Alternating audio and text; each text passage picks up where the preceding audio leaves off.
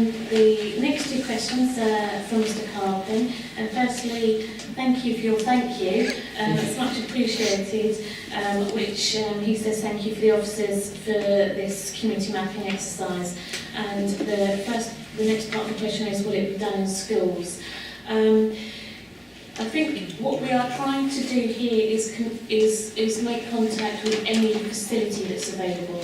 We have contact with schools. We are relying on people responding to us, and connected then, I think I'll skip that for a minute. We will be engaging with young people as a focus group to try and ascertain their comments regarding community provision, but no young person is excluded from going to our online survey now, which is out and being promoted. And leading on to the second one around, will the community mapping exercise results be digitalised, and can community volunteers help? As this work's progressed, we've realised how people have valued looking at the map and being able to see where facilities are. And at one of the previous committees that I've been to, I was asked whether one of the fundamental questions is that people want to know how to book those facilities. So some of the contacts that we have to date are people's personalised telephone numbers and email addresses. So we have to be mindful of why we've collected those to date and how we would. But because we see this as being really valuable, the work that we've done so far, we do want to provide a comprehensive list of facilities. So we are asking for permissions and checking whether facilities are available so that we can produce a map that would show the facilities and how to book them. And if we can drill down easily with more detail about what's available at each of those sites, because someone might want a large hall, someone might need a kitchen, someone might, whatever their requirements might be. Whatever we can pull together, we will. There does become a huge question of how we keep it up to date into the future, but we'll work on that one later. And at this stage, yes, we certainly hope to have a map and additional information available. And with regards volunteers, I'm not quite sure the angle of that question, but again, as we look at the management of our centres into the future, there is no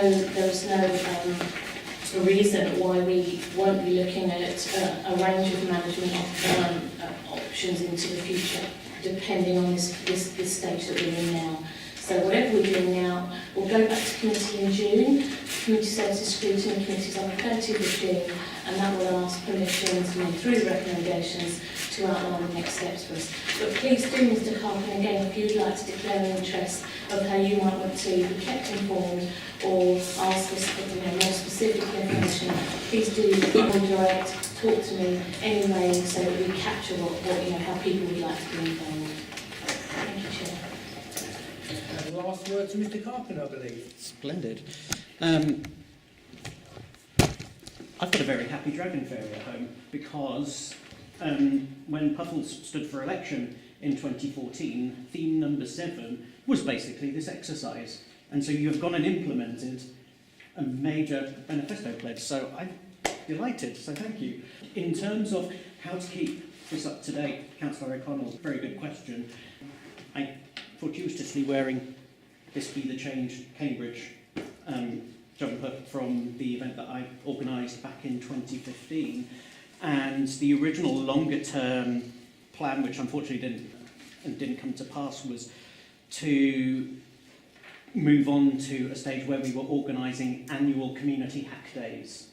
And this is where, for information in this community database, not just of venues but also community groups, you invite everyone to come to a single venue such as the Junction or such as Anglia Ruskin University, and you invite people to say, right, these are the data sets that the councils have or public institutions have, can you help us update them?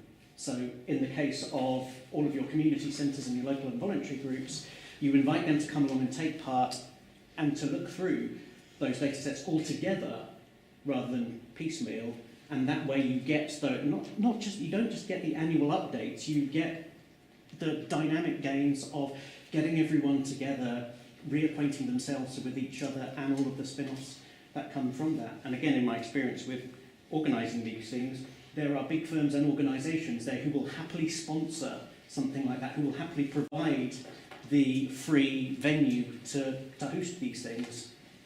So actually, something like that, if the council leads on it and says, we're open for sponsors or anyone to provide a venue, you'll get it.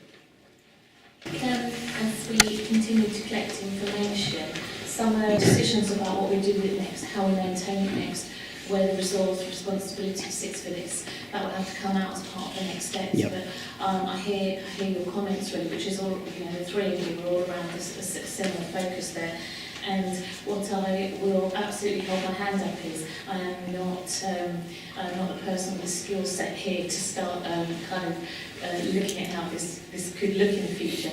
So I will certainly, I've got all your three names now as potential looking at how to manage this data in the future. So I think that's certainly, we don't want to lose what we've started here, and we want to maximise the use and the value for it for everybody across the city.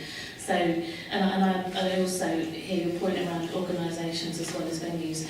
So I would note that ready for how we can build that into the next step and start looking at decisions and around how we can kind of introduce that to the future. So thank you.